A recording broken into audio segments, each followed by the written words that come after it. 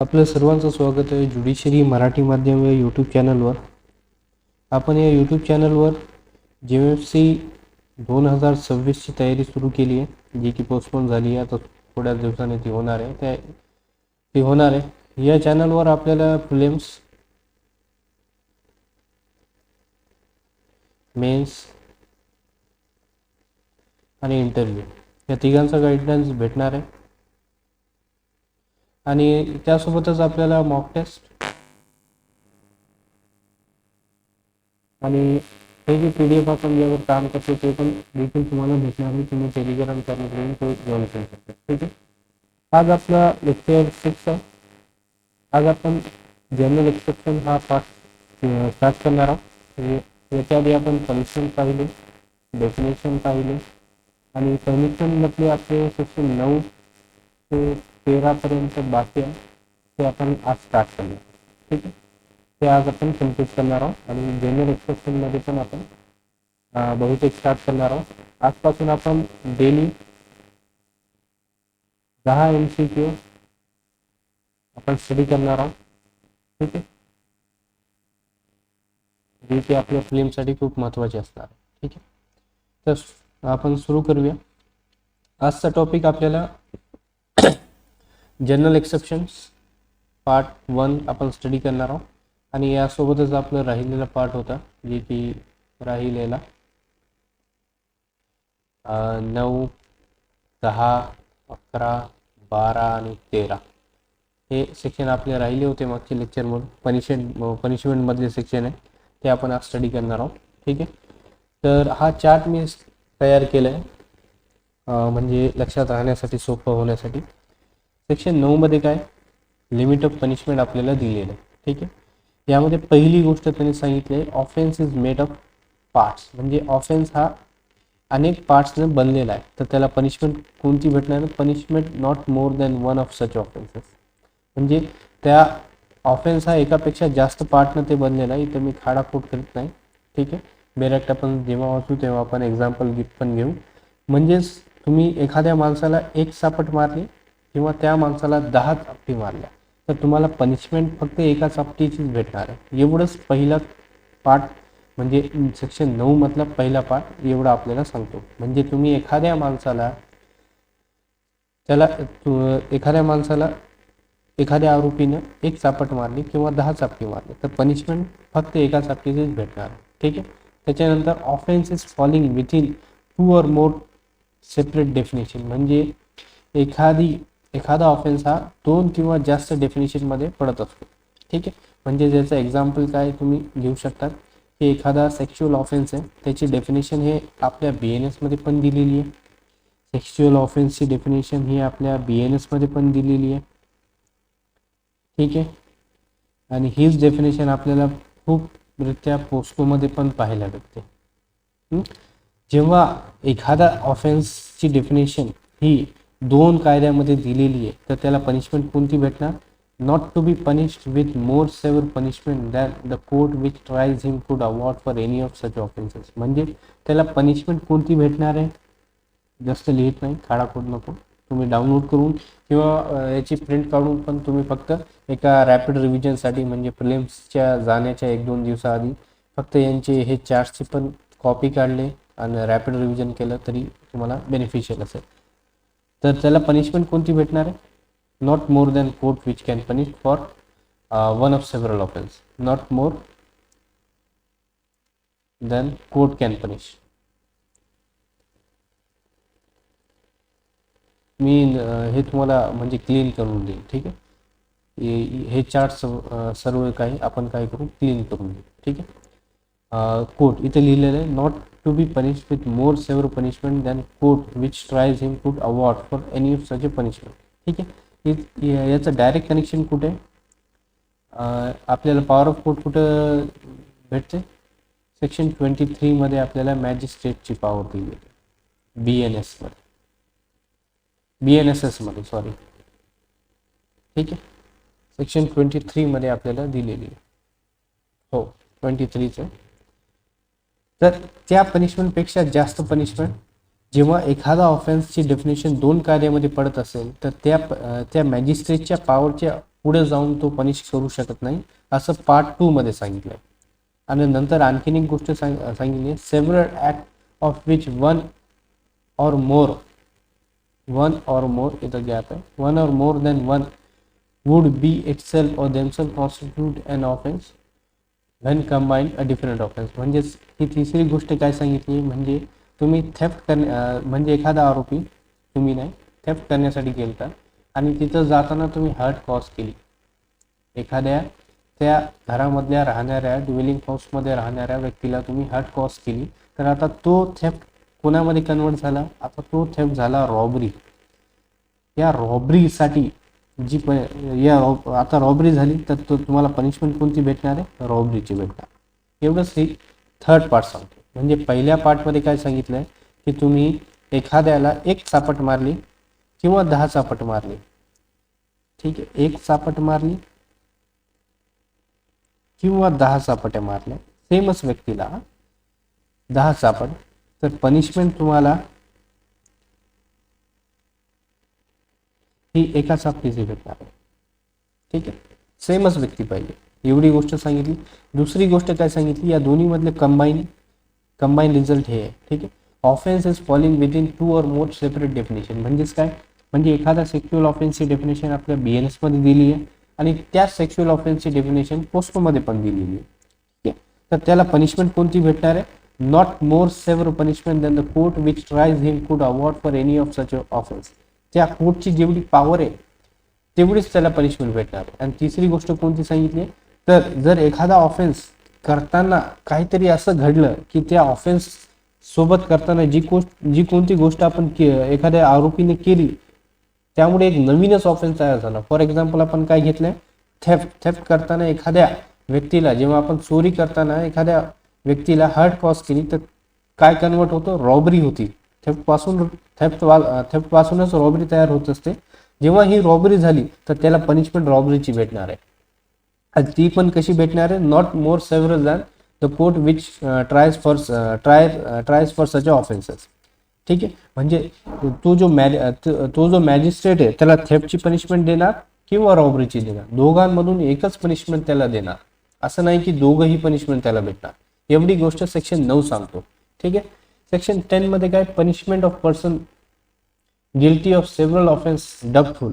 आता हा बेनिफिट कोणाला भेटत असतो, जेव्हा एखादा ऑफेन्स कमिट झालाय आणि त्या ऑफेन्स कमिट करताना त्याला जजमेंट आली आणि कन्व्हिक्शन आलंय त्या आरोपीला, तर परंतु कोणता ऑफेन्स त्या आरोपीने केलाय तर कोर्टला कळालंच नाही की कोणता ऑफेन्स. त्या एक लिस्ट ऑफ चार्जेस त्याला कंटेंट ऑफ चार्ज मध्ये 2-4 चार्जेस आहेत त्याच्याकडे. म्हणजेच काय, त्याने थेफ्ट केलंय किंवा स्नॅचिंग केली आहे, एक थोडं कन्फ्युजन आहे कोर्टाच्या मनात.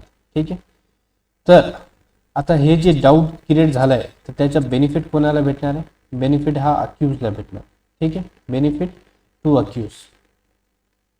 जेव्हा या दोन्ही सेक्शन मधली लोएस्ट पनिशमेंट जेव्हा डब क्रिएट झालाय तर तेव्हा लोएस्ट पनिशमेंट ही त्या अक्यूजला भेटणार. एवढी गोष्ट सेक्शन 10 सांगत असतो. आय होप तुम्हाला कळालं असेल.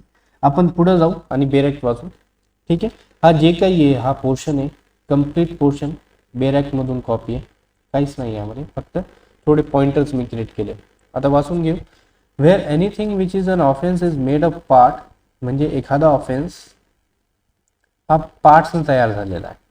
Any of which part itself an offence, तो पार्ट सुद्धा ऑफेन्स आहे. The offender shall not be punished with punishment of more than one of such his offences unless it is so expressly provided. म्हणजे त्याला एकच पार्टची punishment भेटणार आहे, एवढंच इथं सांगितलं. आता क्लॉज 2 मध्ये काय सांगितलं, where anything is an offence falling within 2 or more separate definition of any law. एकच मिनिट,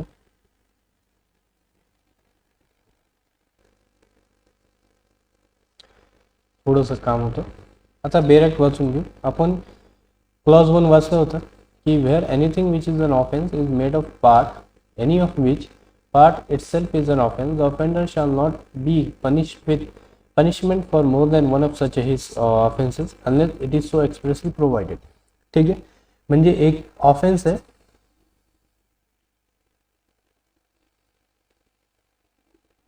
त्या ऑफेन्समध्ये अनेक पार्ट आहे, म्हणजे part A, part B, part C आणि सेमच आहे ते. म्हणजे एखादा ऑफेन्स म्हणजे एक चापट किंवा अनेक चापट, सोप्या भाषेमध्ये. आणि इलिस्ट्रेशनमध्ये पण त्याने स्लॅपिंगच हा म्हणजे ऑफेन्स घेतलेला आहे, हर्ट हा घेतलेला आहे. Equal to 1 punishment. ठीक आहे, एकच पनिशमेंट त्याला भेटणार आहे. एक चापट किंवा एक हर्ट किंवा एक ग्रीवियस हर्ट किंवा एक मर्डर, असे अनेक ऑफेन्स तुम्ही घेऊ शकतात. ठीक आहे, म्हणजे तुम्ही एक मर्डर केलं किंवा 10 मर्डर केले,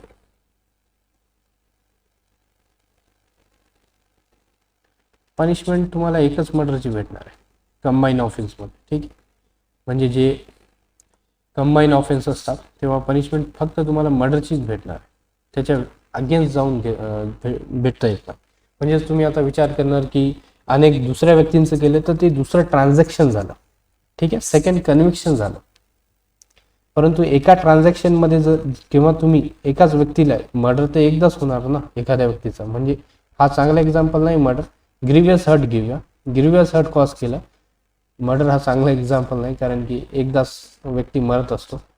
ग्रीवियस हर्ट एकदा कॉज केली किंवा अनेकदा ग्रीवियस हर्ट कॉज केली, तुम्हाला पनिशमेंट एकच, आरोपीला, सॉरी तुम्हाला नाही, आरोपीला पनिशमेंट ही एकदाच भेटत असते. ठीक आहे, क्लॉज 2 मध्ये काय, anything is an offense falling within 2 or more separate definition of any law in force for time being by which the offense are defined or punished. म्हणजे एकतर BNS मध्ये ते डेफिनेशन मध्ये ऑफेन्स आहे, प्लस किंवा एखाद्या स्पेशल लॉमध्ये, स्पेशल लॉमध्ये पण तो ऑफेन्स आहे. म्हणजे स्पेशल लॉ कोणता असू शकतो, एकतर आपलं बेसिकली मकोका महाराष्ट्रामध्ये, किंवा पोस्को ॲक्ट, किंवा जे ॲक्ट, हे स्पेशल कायदे. जर या डेफिनेशनमध्ये जरी तो कायदा ह्या म्हणजे एखाद्या ऑफेन्सची डेफिनेशन BNS मध्ये पण आहे आणि स्पेशल लॉमध्ये पण आहे, तरी पण त्याला पनिशमेंट किती भेटणार आहे, shall not be punish with more severe punishment than the court which tries him could award for any of such offence. म्हणजे त्याची पनिशमेंट मॅक्सिमम किती असणार आहे, मॅक्स पनिशमेंट किती असणार आहे, द पॉवर ऑफ कोर्ट. म्हणजेच काय, power of court to punish, जेवढी त्या कोर्टची पॉवर आहे त्याला पनिशमेंट देण्याची, तेवढीच असणार. म्हणजेच एखादी CGM कोर्ट इथे असेल तर CGM मॅक्सिमम किती इम्प्रिझनमेंट देऊ शकतो, 7 years. ठीक आहे, तेवढीच त्याला पनिशमेंट भेटणार. समजले असेल. आता A पॉईंट झालं. आता B पॉईंट मध्ये काय, several act of which one or more than one would be itself themselves constitute an offence constitute when combine a different offence. म्हणजे आता याचं एक्झाम्पल आपण मागच्या स्लाइडमध्ये थेफ्ट घेतलं होतं, कारण की थेफ्ट हा एक ऑफेन्स आहे ज्यामधूनच आपल्याला काय काय भेटते, म्हणजे एक तर रॉबरी भेटत असते किंवा एक्स्टॉर्शन भेटत असतो. जर थेफ्ट करताना तुम्ही कुणाला हर्ट कॉज केली तर थेफ्ट काय होते, रॉबरी होते. म्हणजेच हा मॅजिस्ट्रेट काय करणार, हा जो कोणताही CGM असो किंवा JMFC असो, या दोघांमध्ये जे काही पॉवर आहे, तर याला पनिशमेंट एक तर थेफ्टची देणार किंवा रॉबरीची देणार. दोन्ही पनिशमेंट त्याला एकदाच देता येणार नाही, एवढी गोष्ट B सांगतो. ठीक आहे, आय होप तुम्हाला समजले असेल. पुढे जाऊया. आता इलस्ट्रेशन आहे, खूप महत्त्वाचं आहे. A हा एक व्यक्ती आहे, त्याने काय केलं, Z या व्यक्तीला 50 स्ट्रोक्स विथ स्टिक दिले. म्हणजेच काय केलं, हर्ट कॉज केली.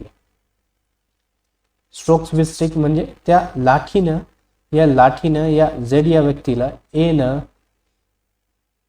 Z या व्यक्तीला लाठीनं 50 वार केले. आता काय झालं, A may have committed the offence of voluntary causing hurt. त्यानं कोणता ऑफेन्स केलाय, व्हॉलंटरी कॉझिंग हर्ट हा ऑफेन्स केलाय. to Z by whole beating. ठीक है, and also by each of the blow which make up the whole beating. If A were liable to punishment for every blow, he might be imprisoned for 50 years, one for each blow, but he is liable only to the punishment for whole beating. म्हणजे या 50 वार जे याने केले, जर याला punishment द्यायची ठरवलं कोर्टनं, तर एक बीटिंगसाठी किती 1 इयर आणि 50 बीटिंगसाठी किती 50 इयर. तर असं तर होत नाही, त्याला कंबाईंड पनिशमेंट दिली जाते, ती असते 1 वर्षाची. एवढी गोष्ट इलिस्ट्रेशन ए हा सांगतो. आता बी मध्ये हीच कंटिन्यू केली आहे, परंतु थोडंसं अँगल डिफरंट केलंय. But if while A is beating Z, जेव्हा ए हा झेडला मारत असतो तेव्हा वाय हा नवीन थर्ड पार्टी आहे, इंटरफेअर करतो and A intentionally strikes Y. आता ए न काय केलं, झेडला मारत असताना वायला पण मारलं. ठीक आहे, as the blow given to Y is not part of the act where A voluntary cause Z, voluntary causes hurt to Z, is liable to one punishment for voluntary causing hurt to Z and another for blow given to Y. म्हणजे आता transaction बदललंय. आता जेव्हा ए, इथं हा example आहे, ए हा जेव्हा Z ला मारत होता तेव्हा हा 1 ट्रान्झॅक्शन आहे, हा 1 ट्रान्झॅक्शन आहे. ठीक आहे, माऊसला थोडं लिहिणं हार्ड असतो. ठीक आहे, परंतु आता त्याच वेळेत वाय तिथं आला थांबवण्यासाठी आणि याला पण मारलं, हा सेकंड झाला. तेव्हा आता 2 ट्रान्झॅक्शन झाल्यामुळे काय होणार, ए ची पनिशमेंट झेडला मारण्यासाठी पहिली 1 असणार, ही 1 असणार, आणि ए ची पनिशमेंट वायला मारण्यासाठी ही दुसरी असते. हे 2 ट्रान्झॅक्शन डिफरंट आहे, म्हणून त्याला डिफरंट पनिशमेंट भेटणार आहे.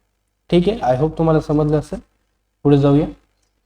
आता section 10, in all cases, section 10 काय म्हणतो, in all cases in which judgment is given that a person is guilty of one of several offence specified in judgment. म्हणजे आता एक जजमेंट आलंय, कोर्टाचा जजमेंट आहे, इथं वरी पार्टीजचं नाव असतो.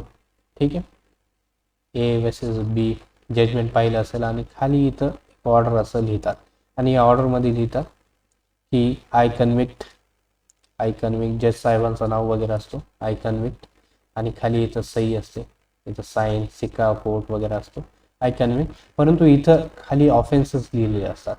एक ऑफेन्स नंबर 1 असतो, ऑफेन्स नंबर 2 असतो, ऑफेन्स नंबर 3 असतो. ठीक आहे, जे काही ऑफेन्स जज साहेब कन्व्हिक्ट करतात त्याला. तर तेव्हा तुम्ही जेव्हा जज होताल किंवा आपण जेव्हा मेन्सची रायटिंग घेणार, तिथं आपल्याकडे फॉर्मॅट आहे जजमेंट रायटिंगचं, आणि मी नक्कीच तुम्हाला देणार ते. आपण खूप क्वेश्चन प्रॅक्टिस करणार या चॅनलवर. ठीक आहे, आता ऑफेन्सचे नाव आहे 1, 2, 3 ऑफेन्स, परंतु डाऊटफुल आहे की या ऑफेन्समधून, या सगळ्या ऑफेन्समधून नेमकं कोणता ऑफेन्स त्याने केला, कोणता ऑफेन्स त्या आरोपीने केलं,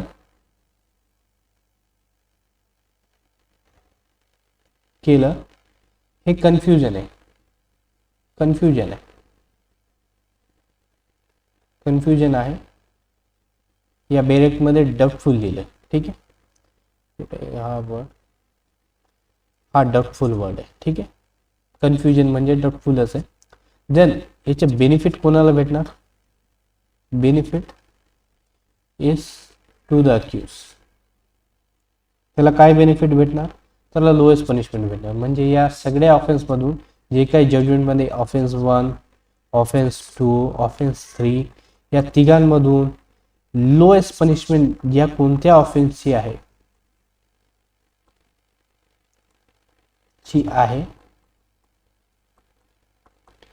ती punishment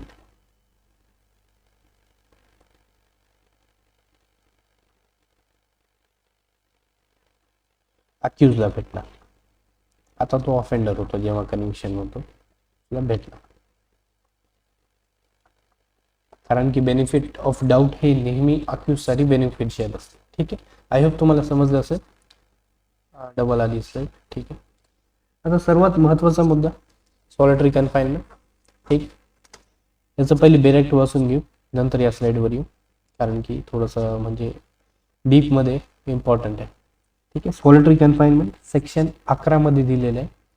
when ever any person is convicted, म्हणजे कुठं कन्व्हिक्शन झालंय, of an offence which under this संहिता the court has a power to sentence him to the rigorous imprisonment. म्हणजे कन्व्हिक्शन पाहिजे,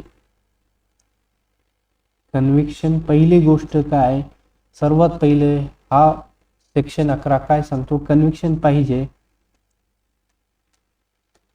परंतु offence must be punishable with rigorous imprisonment.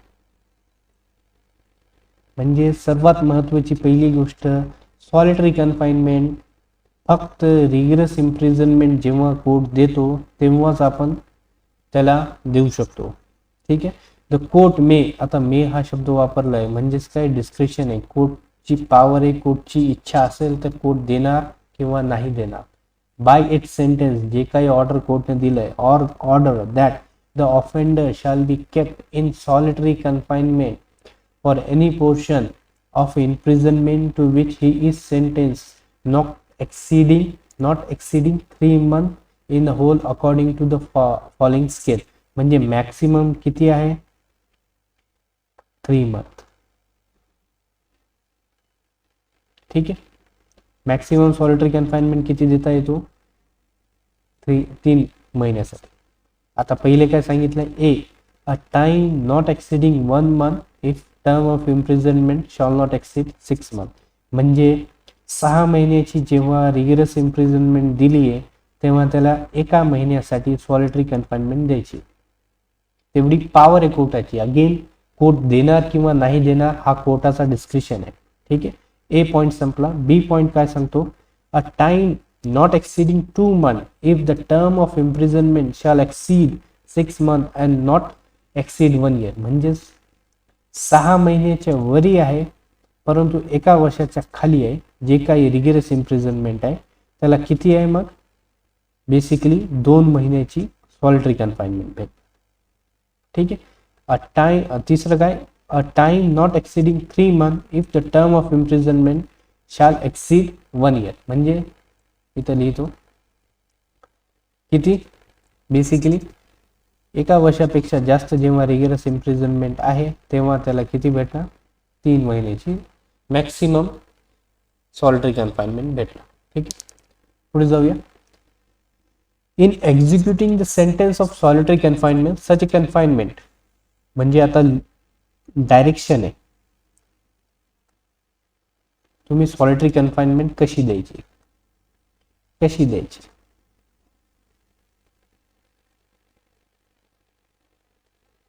ठीक आहे.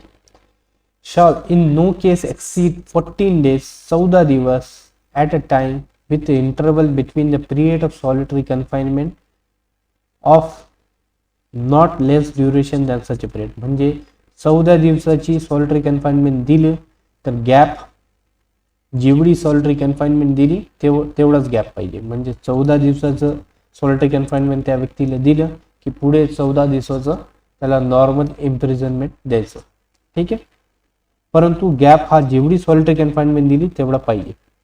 आणि तिसरं काय, व्हेन द इम्प्रिझनमेंट, आता इम्प्रिझनमेंट म्हणजे काय, rigorous imprisonment awarded shawl exceed 3 months, the solitary confinement shawl not exceed 7 days in any 1 month of whole imprisonment awarded with interval between the period of solitary confinement of not less than duration of such a period.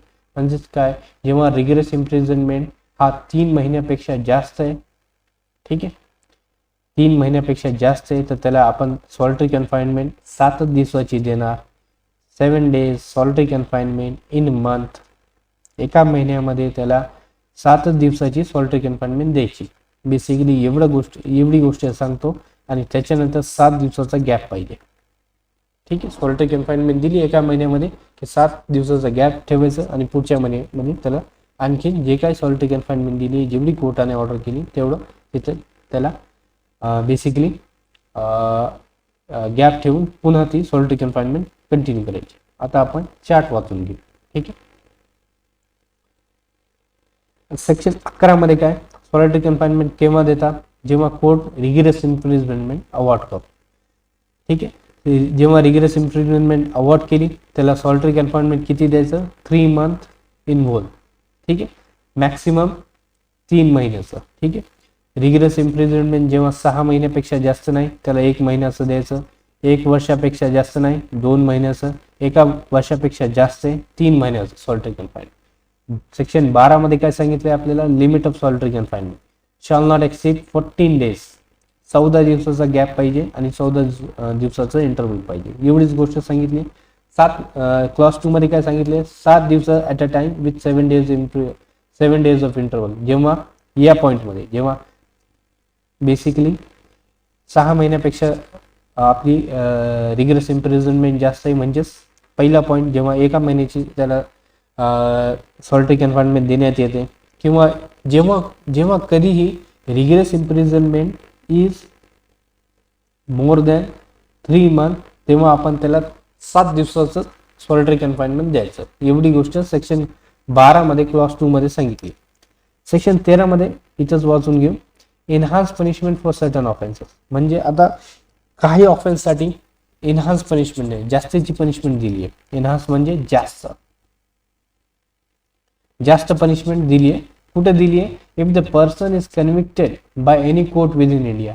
हा खूप महत्वाचा point आहे. प्रिम्समध्ये आपल्याला विचारलं जाऊ शकतो की section 13 हा कोणत्या कोर्टवर अप्लिकेबल होतो. फक्त कोर्ट्स इन इंडिया, म्हणजे विद इन इंडियन जे कोर्ट आहे, फॉरेन कोर्ट्सवर तो अप्लिकेबल होत नाही.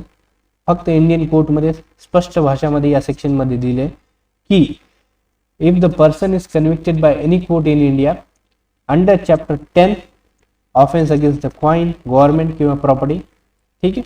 किंवा chapter number 17 offence against the property. 2 chapter आहे, नाव लक्षात ठेवा. या चॅप्टरचे नाव सुद्धा प्रिम्समध्ये विचारले जाऊ शकतात की चॅप्टर 10 म्हणजेच ऑफेन्स अगेन्स्ट द क्वाइन किंवा गव्हर्नमेंट स्टॅम्प, किंवा chapter number 17 offence against the property for, त्याला लास्ट कन्व्हिक्शन काय आलं, फॉर इक्वल टू और मोर दॅन 3 इयर्स. पहिलं कन्व्हिक्शन या चॅप्टरमध्ये त्याला किती आलं, 3 वर्ष होतं किंवा 3 वर्षापेक्षा जास्त होतं. आणि त्याने काय केलं, सबसिक्वेंट ऑफेन्स केलं. याच्यानंतर त्याने आणखी या चॅप्टरमध्ये ऑफेन्स केलं तर त्याला पनिशमेंट किती असणार, लाईफ इम्प्रिझनमेंट और इम्प्रिझनमेंट अप टू 10 इयर्स. ठीक आहे. आय होप तुम्हाला समजलं असेल. आपण सेक्शन 13 बॅरॅक्टमधून पण वाचून घेऊ. ठीक आहे.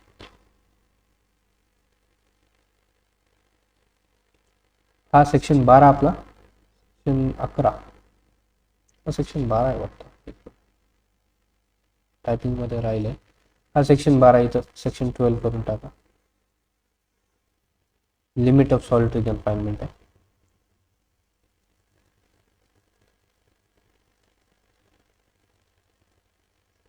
ठीक आहे. हा सॉलिटरी कन्फाइनमेंट लिमिट आहे, सेक्शन 12 आहे. ठीक आहे. सेक्शन 13 वर जाऊया.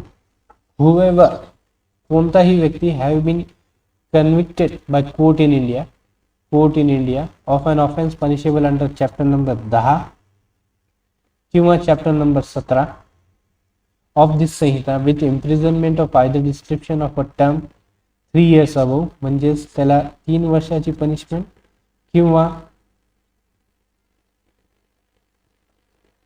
3 वर्षापेक्षा जास्त पहिले कन्व्हिक्शन आले. कोणत्या चॅप्टरमध्ये ऑफेन्ससाठी, चॅप्टरमधले 10 किंवा चॅप्टर नंबर 17 या दोन्ही चॅप्टरमधले जे काही ऑफेन्सेस आहे त्या ऑफेन्समध्ये त्याला पनिशमेंट आले 3 वर्षाचं किंवा 3 वर्षापेक्षा जास्त पनिशमेंट आलं, shall be guilty of any offence punishable under either of those chapter with imprisonment for life term. म्हणजेच त्यानं आणखीन त्याच चॅप्टरमधल्या कोणताही दुसरा ऑफेन्स केला, पुन्हा पहिलं कन्व्हिक्शन आल्यानंतर दुसऱ्यांदा त्याच चॅप्टरमध्ये कोणता दुसरा ऑफेन्स केला तर त्याला पनिशमेंट किती असणार आहे, for imprisonment of either description for term which may extend to 10 years किंवा लाईफ इम्प्रिझनमेंट. ठीक आहे. पहिलं त्याला लाईफ इम्प्रिझनमेंट किंवा 10 वर्षाची त्याला इम्प्रिझनमेंट होऊ शकतो, शिक्षा होऊ शकते. आय होप तुम्हाला समजलं असेल. पुढे जाऊया. आता आपण खूप महत्वाचा chapter number 3 general exception start करणार आहोत. 14 ते 44 ही त्याची रेंज आहे. रेंज पाठ करत चला. ठीक आहे. या चॅप्टरमध्ये म्हणजे जे काही लोक बेसिकली वकिली करतात, प्रॅक्टिस करतात, त्यांच्यासाठी पण खूप महत्त्वाचा हा चॅप्टर असतो. कारण की इथूनच तुम्ही डिफेन्स तयार करू शकता. आणि जर या डिफेन्समध्ये एखादा ऑफेन्स तुमचं आरोपी पडत असेल प्रॅक्टिसमधल्या व्यक्तींना सांगतो, तर तुम्हाला डायरेक्टली अक्विटल भेटत असतो. कारण की ते एक्झम्पशनमध्ये येते. आता किती प्रकारचे जनरल एक्सेप्शन आहे. पहिलं मिस्टेक हा जनरल एक्सेप्शन आहे. मायनॉरिटी जनरल एक्सेप्शन आहे. Unsoundness of mind general exception आहे. नेसेसिटी खूप महत्वाचा नेसेसिटीसाठी मराठी वर्ड जे काही नेसेसिटी गरज, जे काही गरज आहे, खूपच गरज आहे, तर तो पण बेसिकली जनरल एक्सेप्शन आहे. इनव्हॉलंटरी इंटॉक्सिकेशन कोणताही अंमली पदार्थ तुम्ही इनव्हॉलंटरी कुणी तुम्हाला जोर जबरदस्तीने पिऊ घातलं आणि तुम्ही बेसिकली पाजलं तुम्हाला जोर जबरदस्तीने, तर तो पण बेसिकली जनरल एक्सेप्शन आहे. ज्युडिशियल ॲक्ट हा जनरल एक्सेप्शन आहे. ॲक्सिडेंट जनरल एक्सेप्शन आहे. ॲक्सिडेंटमध्ये बियॉन्ड युअर कंट्रोल जेव्हा असेल तेव्हा तो जनरल एक्सेप्शन आणतो. विथ कन्सेंट एक डॉक्ट्रिन आहे. व्हॉलंटी नॉन फिट इंजुरिया या डॉक्ट्रिनवर बेस्ड आहे.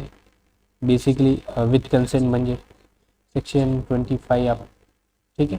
आणि प्रायव्हेट डिफेन्सेस, जे काही प्रायव्हेट डिफेन्सेस आहे ते पण जनरल एक्सेम्पशन आहे. ट्रिपलिंग हार्म येत नाही, त्याला कट करा जनरल एक्सेप्शन म्हणून. ठीक आहे. कारण की ते कोर्ट त्याला इग्नोर करतो बेसिकली. तर आपण म्हणू शकतो कोर्ट जनरल एक्सेप्शन मध्ये आहे. ठीक आहे, ठेवता येतं, परंतु कोर्ट त्याला इग्नोर करतो. असं डायरेक्ट तुम्ही बोलू शकत नाही की ते जनरल एक्सेप्शन आहे, परंतु ठीक आहे, ट्रिफलिंग हा कोर्ट इग्नोर करतो. खूप छोटासा म्हणजे एखादा ऍक्ट. ठीक आहे. जनरल एक्सेप्शन काय म्हणजे ते वाचून घेऊ. When a person is prove with the commission offence, म्हणजे एखाद्या व्यक्तीला प्रूव्ह झालं की त्यानं ऑफेन्स केलाय and ought to have been punished by law, त्याला पनिशमेंट पण भेटणार, but he is exempted from such a legal punishment under general special condition stipulated in law, it is known as general exception. म्हणजे एखाद्या व्यक्तीनं offence केला आणि त्याला आता पनिशमेंट द्यायची, परंतु एका स्पेशल कंडिशनमध्ये तो ऑफेन्स त्याच्याकडून झालाय, तर त्याला एक स्पेशल एक्झम्पशन भेटत असतो. त्याला आपण काय म्हणतो, जनरल एक्सेप्शन म्हणतो. Chapter 3 compromising from section number 14 to 44 deals with the general defenses in भारतीय न्याय संहिता. In fact, these provision indicate the absence of mens rea. Men's Riya हा मेंटल एलिमेंट आहे. आपण सुरुवातीच्या लेक्चरमध्ये हा स्टडी केला. आय होप तुम्हाला रिमेंबर असेल. विदाउट रिव्हिजन तुम्ही जर रिव्हिजन करत नसाल तर तुम्ही जज होण्याचं म्हणजे लक्ष देऊ नका, तिथं विचारही जाऊ देऊ नका. Without revision it is impossible to become a judicial officer. ठीक आहे. In fact this provision indicate the absence of mens rea. जे काही प्रोव्हिजन सेक्शन 14 ते 44 आहे, हे काय सांगतात, मेन्स रिया नाही, तुमचं काय गिल्टी माइंड नाही. ठीक आहे. Element in the act of commission and omission on the part of perpetrator of offence. When a person is accused of any offense, the burden of proving the existence of circumstances bringing the case within the exception lies on that person. म्हणजे burden of proof कोणावर असतो, हा accused वर असतो. हे लक्षात ठेवा. General exception जेव्हा तुम्हाला याचा डिफेन्स घ्यायचं, तर तुम्हाला ते प्रूफ पण तुम्हालाच करावं लागतात, म्हणजे आरोपीला. ठीक आहे. Burden of proof in case of general exception. Generally, the prosecution has to prove its case beyond a reasonable doubt against the accused. म्हणजे पहिले जनरल रूल काय, प्रॉसिक्युशनची ड्युटी असते. ठीक आहे. बर्डन ऑफ प्रूफ ही प्रॉसिक्युशनची ड्युटी असते, परंतु जेव्हा आपण जनरल एक्सेप्शन वापरत असतो तेव्हा अक्यूजची ड्युटी असते. ठीक आहे. Before the enforcement of Indian evidence act 1882 आता BSA, the prosecution had to prove that the case does not fall under the exemption, but section 105 of evidence act shifted the burden on claimant. Section 5 जे evidence act आहे त्याने काय केलं, basically जे burden of proof होतं ते अक्यूजवर टाकलं की तुम्हीच प्रूव्ह करा की तुम्ही या एक्झम्पशन मध्ये कसं बेसिकली कसं पडतात, तुम्हाला याचं बेनिफिट कसं द्यायचं, एवढंच सेक्शन 5 एव्हिडन्स ऍक्ट सांगतो. But in exemption as per section 105 of evidence act the claimant has to prove the existence of general exception in crimes.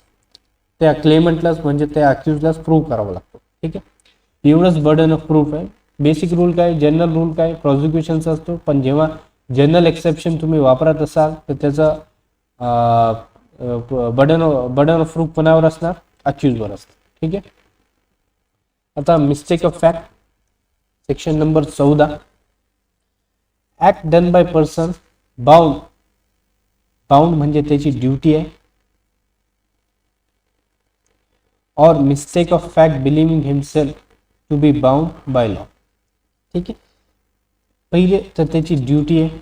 Section 14 हा बेसिकली तुम्ही असं गृहीत धरा की पब्लिक ऑफिसर कडून वापरला जातो. ठीक आहे, an act done by a person bound or by mistake of fact believing himself to be bound by law. म्हणजे एखादा ऍक्ट कोणत्याही व्यक्तीने केलं, ठीक आहे, एखादा ऍक्ट एखाद्या व्यक्तीने केलं जो बिलीव्ह करतो की तो बेसिकली बाउंड बाय लॉ आहे. ठीक आहे, असा ऍक्ट करण्यासाठी. ठीक आहे, आणि हा मिस्टेक आहे, आणि मिस्टेक कशाची आहे, फॅक्टची आहे. ठीक आहे, तेव्हा तो ऍक्ट काय एक्झम्प्टेड आहे सेक्शन नंबर 14 मध्ये. सेक्शन 14 ची हेडलाईन काय आहे, nothing is an offence which is done by person who by reason of mistake of fact and not by reason of mistake of law in good faith. हा खूप महत्वाचा आहे, good faith, कारण की bonafide intention आहे, मॅलिफाईड नाही. Bonafide intention, त्याची चांगली इंटेन्शन आहे. Believe himself to be bound by law to do it, म्हणजे दोन गोष्टी आहे. पहिली की तो समजतो की तो बाउंड बाय लॉ आहे. बाउंड बाय लॉ कोणते व्यक्ती असतात, पब्लिक ऑफिसर असतात. सेक्शन 14चा जास्तीत जास्त वापर पब्लिक ऑफिसर कडून होत असतो. जे काही पोलीस कर्मी असतात, जे काही ज्युडिशियल ऑफिसर असतात, त्यांचं हा डिफेन्स आहे. जजसाठी एक सेपरेट सेक्शन आहे, परंतु इथं पण जे काही दुसरे अधिकारी असतात ते पण या सेक्शन मध्ये पडत असतात. ठीक आहे, act done by person who is bound by law, त्याची ड्युटी आहे. किंवा तो मिस्टेक करतो, चुकीने काय समजतो स्वतःला की मी एखाद्या कायद्यामुळे, एखाद्या लॉमुळे बाउंड आहे. ठीक आहे, तेव्हा तो एखादी ऍक्ट जे काही ऍक्ट केलं तो ऑफेन्स नसतात. एवढीच गोष्ट सेक्शन 14 मध्ये सांगितली आहे. परंतु यामध्ये महत्वाचा मुद्दा काय, गुड फेथ पाहिजे. मॅलिफाईड इंटेन्शन असेल तर तो पनिशेबल आहे. बोनाफाईड इंटेन्शनसाठी तो पनिशेबल नसेल. ठीक आहे, त्याची एक मॅगझिन आहे, इग्नोरन्शिया फॅक्टी एग्जिस्टा, म्हणजे ignorance of fact is excuse. ठीक आहे, आता सेक्शन 17 मध्ये काय सांगितलं, act done by person justified. ठीक आहे, जस्टिफाईड आहे, or mistake of fact believing himself to be justified by law. Common नाही सर, असं काही लॉ मध्ये लिहिलेलं नाही की सेक्शन 14 हा पब्लिक ऑफिसरसाठी आहे, सेक्शन 17 हा कॉमन मॅनसाठी. कोणी कुठेही म्हणजे एखाद्या ऍक्ट मध्ये तो पडू शकतो. सेक्शन 14 मध्ये कॉमन मॅन पण येऊ शकतो आणि सेक्शन 17 मध्ये पब्लिक ऑफिसर पण येऊ शकतो. फक्त हा एक्झाम्पलसाठी मी सांगितलं. मेन्स मध्ये असा कोणताही प्रकार करू नका की सेक्शन 14 मध्ये आपण पब्लिक ऑफिसर लिहिले. त्या सेक्शनची लँग्वेज त्या प्रकारची आहे की त्यामध्ये जास्तीत जास्त पब्लिक ऑफिसर येत असतात आणि सेक्शन 17 मध्ये जास्तीत जास्त कॉमन पर्सन येत असतात. ठीक आहे, तुम्ही असं डायरेक्टली जाऊन तिथं मेन्समध्ये किंवा प्रिलिम्समध्ये टिक करू नका. ठीक आहे, फक्त तुमच्या अंडरस्टँडिंगसाठी ना मी हे सांगतो. ठीक आहे, आणि act done by person justified or by mistake of fact believing himself to be justified by law. ठीक आहे, आता काय सांगतो, nothing is an offence which is done by any person who is justified by law or who by reason of a mistake of fact and not by reason of mistake of law in good faith believing himself to be justified by law in doing so. म्हणजेच काय, कोणताही act हा offence नसतात जेव्हा तो justified by law. ठीक आहे, law त्याची बेसिकली त्याला परमिशन देतो करण्यासाठी, किंवा एखाद्या व्यक्ती हा मिस्टेक ऑफ फॅक्ट मुळे त्याला असं वाटलं की तो जस्टिफाईड बाय लॉ आहे इन गुड फेथ. दोन गोष्टी, पहिलं की तो जस्टिफाईड बाय लॉने परमिशन दिली, आणि दुसरी गोष्ट का त्याला एक मिस्टेक झाली एखाद्या फॅक्टची, त्याला असं समज झालं की तो जस्टिफाईड बाय लॉ आहे म्हणून त्याने एखादा कृत्य केलं इन गुड फेथ मध्ये केलं, तेव्हा ते ऑफेन्स नसणार आहे. बेसिकली तो एक्झाम केलं. त्याची एक मॅगझिन आहे, फेमस मॅगझिन आहे, इग्नोरन्स या ज्युरीज नॉन एक्झिस्टंट. म्हणजे ignorance of law is not actual. ठीक आहे, हे तुम्हाला समजलं तर आपण मध्ये आणखी डबल वाचून घेऊ. आता हा डायरेक्ट आहे. Nothing is an offence which is done by person who by reason of mistake of fact and not by reason of mistake of law in good faith. हा खूप महत्वाचा आहे. ठीक आहे, इन गुड फेथ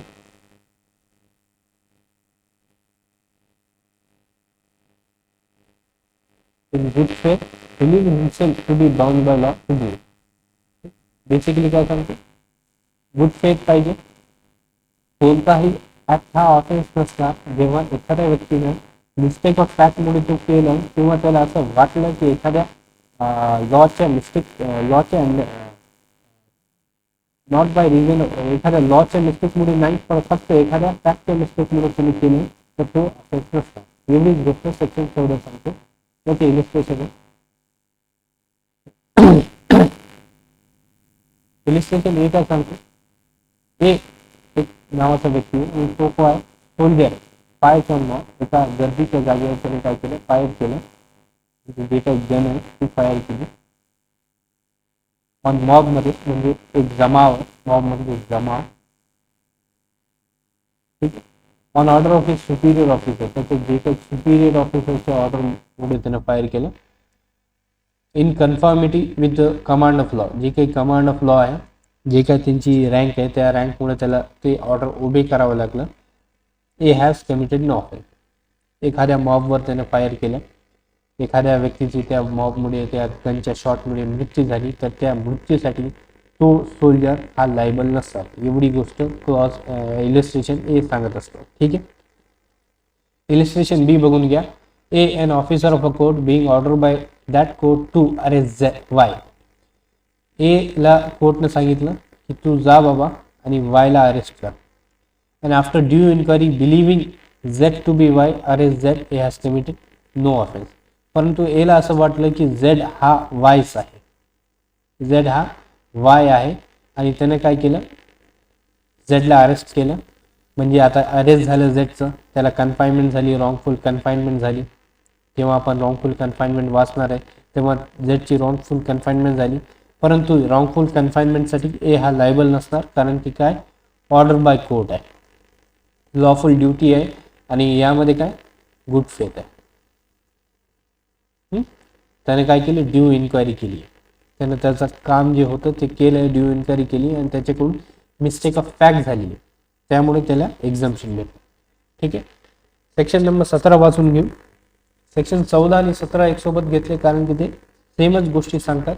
ठीक आहे, म्हणजे मधले काय स्किप केले नाही. आपण पुढच्या लेक्चरमध्ये ते कंटिन्यू करणार आहे 15-16 पण, परंतु हे एकसारखी गोष्ट सांगतात म्हणून कंबाईन मध्ये घेतले. याचा बेरेक्ट काय सांगतो, nothing is an offence which is done by any person who is justified by law. ठीक आहे, जस्टिफाईड बाय लॉ आहे, or who by reason of mistake of fact and not by reason of mistake of law in good faith believe himself to be justified by law in doing it. म्हणजे एक तर तो justified by law आहे, किंवा त्याच्याकडून mistake of fact झाली आहे आणि तो स्वतःला समजतो की इन गुड फेथ तो हे करण्यासाठी त्याच्याकडे अधिकार आहे. ठीक आहे, आणि तो जस्टिफाईड बाय लॉ आहे असा त्याच्याकडे अधिकार आहे, असा जस्टिफाईड बाय लॉ आहे असं तो समजतो. ठीक आहे, त्याचं इलिस्ट्रेशन आहे. ए सीज, एनं पाहिलं Z commit what appear to A to be murder. म्हणजे एनं बघितलं की झेड हा मर्डर करीत आहे.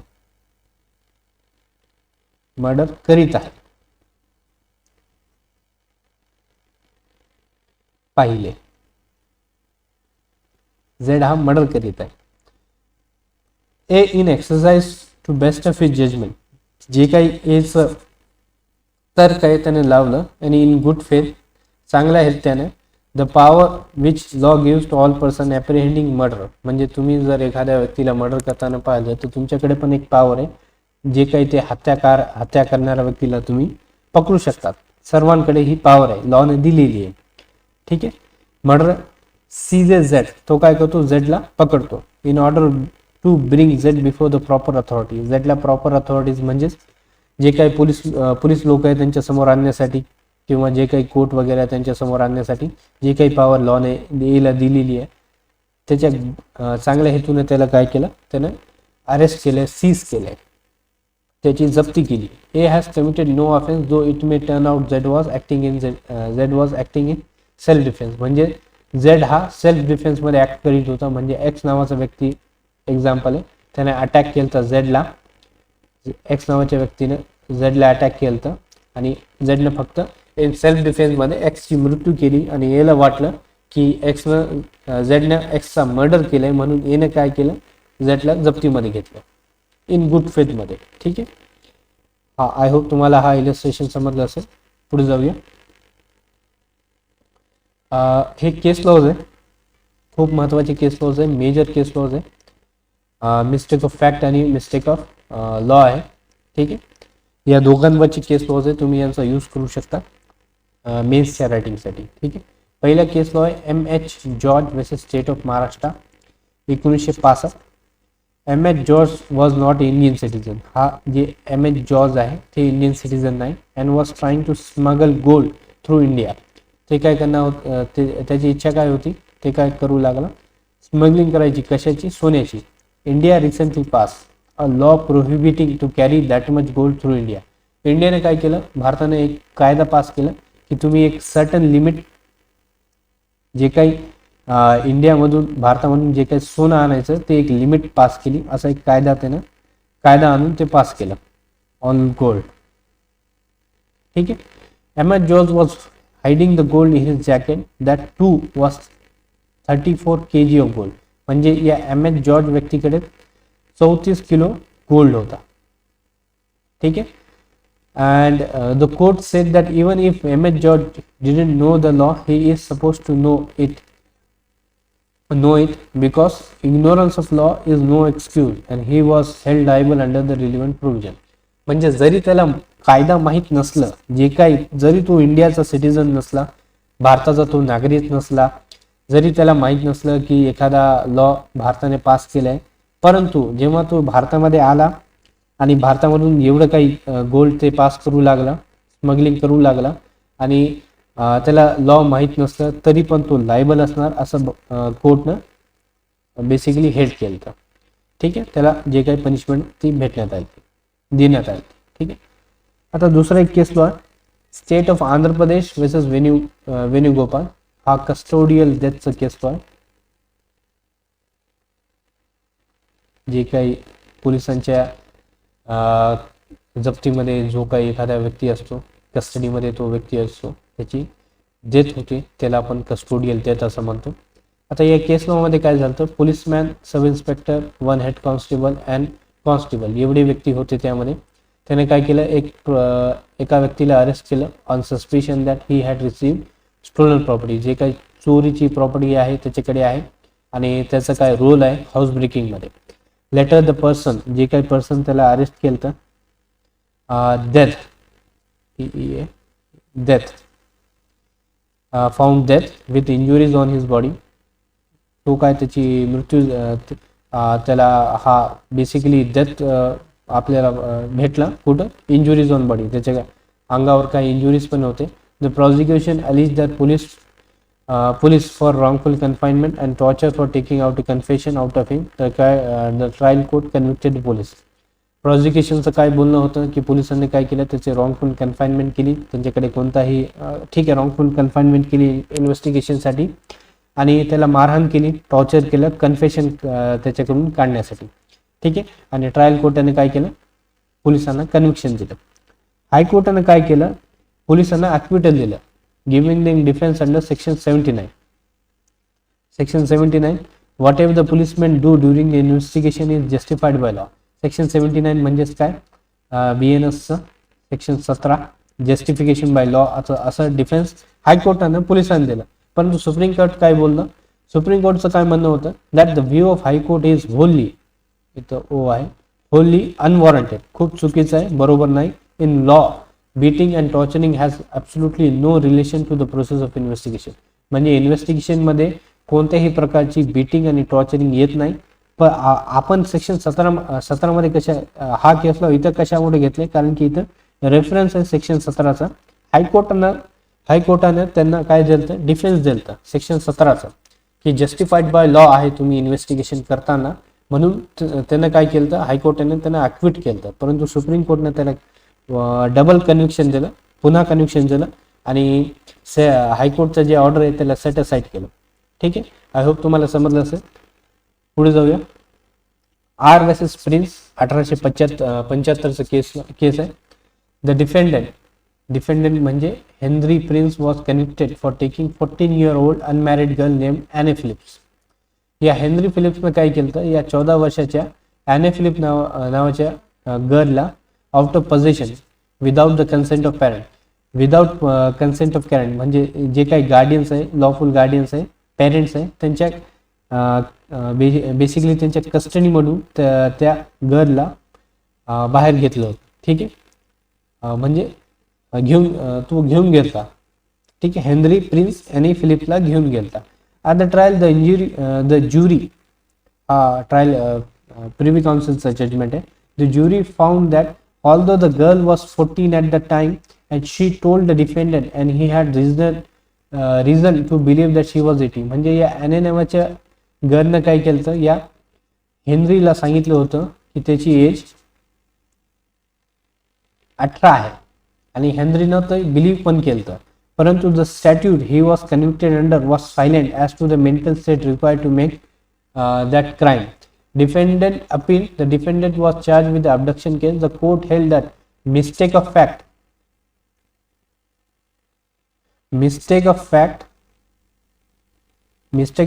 does not stand as a defense as to the crime where the statute making the act crime contain no requirement of knowledge of that act to begin with. म्हणजेच काय बोलतो बेसिकली की तुम्ही mistake of फॅक्टचा defence घेऊ शकत नाही जेव्हा त्या स्टॅट्यूटमध्येच त्याची गरज ठेवलेली नाही.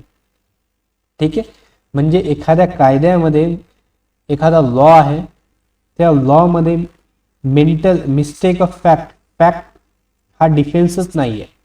Fact is not a defence एखाद्या लॉमध्ये, नॉट अ डिफेन्स. तर तुम्ही थोडी हा माउसने थोडा स्लिप होतो आहे, डिफेन्सच नाही. ठीक आहे, तर तुम्ही त्याचा उपयोग इथं पण करू शकत नाही. ठीक आहे, त्याचा उपयोग म्हणजे तुम्ही ट्रायलमध्ये कसं करता येणार, म्हणजे एखादा ऑफेन्स असा ऑफेन्स आहे, किडनॅपिंग हा असा ऑफेन्स आहे की त्या किडनॅपिंगमध्ये मेन्सरियाची गरजच नाही. तर तेव्हा मेन्सरियाची गरज नाही, फॅक्टची गरज नाही, तर तेव्हा तुम्ही त्याला डिफेन्समधून ट्रायलमध्ये पण घेता येणार नाही. In this case the forbidden act it wrong in it self, wrong is in itself, and the legislature had enacted that anyone does this act, he does so at his own risk. The dissent believe that there can no conviction of a crime without finding a criminal intent of mens rea. A reasonable mistake of fact where the mistaken belief, if true, would not have resulted in the defendant committing a criminal act should be an excuse that implied in all criminal charges. हा basically unnecessarily हा जे underline केले, जे highlight केले ते महत्त्वाचं आहे. Basically या केसमध्ये त्याला कन्व्हिक्शन आलं होतं की मिस्टेक ऑफ फॅक्टचा त्याला डिफेन्स देण्यात आलं नव्हतं. ठीक आहे, आर वर्सेस टोल्सन हा एक केस लॉ आहे. बेसिकली हा केस लॉ आपण बायगॅमीमध्ये वापरत असतो, पण इथं पण कारण की यामधल्या काही फॅक्ट इथं मॅच करतात म्हणून इथं टाकले. The defendant proceeded with a new marital contract, म्हणजे नवीन त्यानं लग्न केलं तर entirely on the assumption that because there had been unfortunate accident at sea, her spouse had drawn in the debris. This is when the law inquiries about the reason for entering another marital contract. In this case, regardless of the moral principle on which the defendant decision was based, the defendant mental condition affected the decision. As a result, the defendant was charged with the offense concerning the person action. म्हणजेच ही एक महिला आहे, एका महिलेनं, female आहे, महिला आहे, त्यानं दुसरं लग्न केलंय, सेकंड मॅरेज केली आहे. कशामुळे केली आहे की काही ॲक्सिडेंट झालाय, तसं जे काही फर्स्ट हजबंड आहे, ॲक्सिडेंट झालाय, first husband died in that accident. ठीक आहे, फर्स्ट हजबंड डायड. जे काही सी मध्ये ॲक्सिडेंट झालाय, ठीक आहे, त्यामुळे त्या ॲक्सिडेंटमध्ये त्याचं जे पहिला जे काही हजबंड आहे तो मृत्यू पावला असं त्याला वाटलं. काही कॉन्करंट प्रूफ नव्हतं, फक्त तिला वाटलं की ते मेला असेल, म्हणून तिने काय केलं, दुसरं लग्न केलं, आणि म्हणून कोर्टने काय केलं त्याला. आणि तिथं असा लॉ होता, this is when law inquiries about the reason for entering into another marital contract. तिथं एक लॉ होता आणि तो लॉ इन्क्वायर करत होता की तेव्हा जेव्हा तुम्ही दुसरं लग्न करतात तेव्हा ती इन्क्वायरी तिथं होत होती, आणि त्यामुळे त्याला पनिशमेंट त्या लॉनुसार देण्यात आली. फक्त त्याच्या मेंटल स्टेटमुळे तुम्ही लग्न करू शकत नाही असं या केसमध्ये ठरवण्यात आलं. ठीक आहे. आणखीन एक केस लॉ आहे, Chirangi versus state of MP.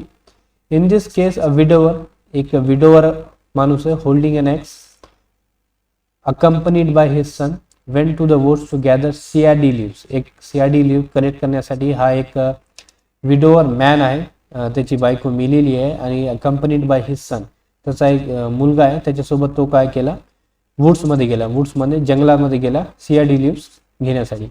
After some time his nephew discovered that accused was sleeping under tree. Nephew आहे, चुलता आहे, त्याला माहीत झालं की अक्यूज म्हणजे कोण, हा विडोवर झोपलेला आहे under the tree, and the child was missing. हा जो सन आहे तो मिसिंग आहे. Later the child was found dead. हा जो सन आहे आता मृत्यू पावलाय, मृत म्हणजे स्टेटमध्ये तो भेटलाय. It was transpired in the evidence that accused at the time being was seized of a state of mind in which accused कोण आहे, हा विडोवर आहे, त्याला असं धोका झाला, असा इल्युजन झाला, visualize that tiger was going to attack him as by mistake he killed his son, considering his son as a tiger. The court stated that it was a mistake of fact that immunized him from liability. He had no intention to kill his son. म्हणजे या विडोवरनं काय केलं, स्वतःच्या लेकालाच मारलं. त्याला असं भास झालता की तो जो स्वतःचा मुलगा आहे तो एक टायगर आहे आणि तो टायगर त्याला अटॅक करणार आहे, असा भास त्याला झालता. त्यामुळे काय केलं त्यानं, त्याच्या स्वतःच्या मुलालाच मारलं, आणि कोर्टाने काय केलं, त्याला मिस्टेक ऑफ फॅक्टचं काय केलं, डिफेन्स दिला आणि त्याला अक्विटल दिलं. डबल आला केसला, हा पण डबल आला केसला. ठीक आहे. आता काही MCQ आहे, आपण आजपासून 10 MCQ रोज करणार आहे. पहिला MCQ आहे, under the BNS if the term rigorous imprisonment shall not exceed 6 months, then maximum period of solitary confinement shall be. जेव्हा 6 महिन्यापेक्षा जास्त नाही आहे तेव्हा त्याला मॅक्सिमम किती महिन्याची सॉलिटरी कन्फाइनमेंट भेटणार आहे. याचा आन्सर पुढच्या स्लाइडमध्ये ठेवला आहे मी, तर आहे B, म्हणजेच 1 महिन्याची सॉलिटरी कन्फाइनमेंट त्याला भेटणार. ठीक आहे. पुढचा क्वेश्चन आहे, when the section which section of BNS provide limit of solitary confinement. म्हणजेच कोणता सेक्शन, ते म्हणजे सेक्शन 12. ठीक आहे.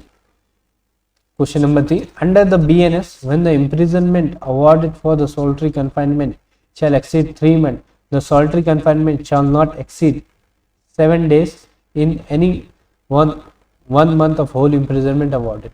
ठीक आहे, 7 दिवस. त्याच्यानंतर enhanced punishment for the previous conviction is given under which of the following section of BNS? Section 13. ठीक आहे. Chapter 3 of BNS deal with general exception. ठीक आहे. सॉरी, बघा सेमच चूक झाली, इथं जनरल एक्सप्लेनेशन आहे, आपल्याला जनरल एक्सेप्शन टिक करायचं. ठीक आहे. General exceptions of BNS limits and overrides the general offenses and penal provision of संहिता and compromises which of the following section. तर ते 14 ते 44 मध्ये the maxim ignorantia juris non exusat means ignorance of law is no excuse. ठीक है. Which of the following section of BNS provide that nothing is an offense which is done by person who is justified by law or who by reason of mistake of fact and not by reason of mistake of law in good faith believe himself to be justified by law in doing so. Basically mistake of basically justified by law म्हणजे section 17. The word justified according to Black Law's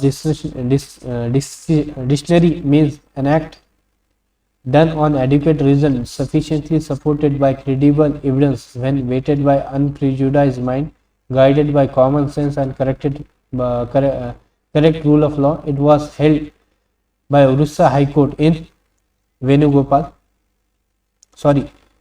Keshav Sahu नवीन केस. ठीक आहे, आपण हे पण study करून घेऊ. हा question एवढं येणार नाही, नॉट इम्पॉर्टंट, आपल्याकडे येणार नाही. ओरिसा हायकोर्टचं जजमेंट आहे, नॉट इम्पॉर्टंट. ठीक आहे.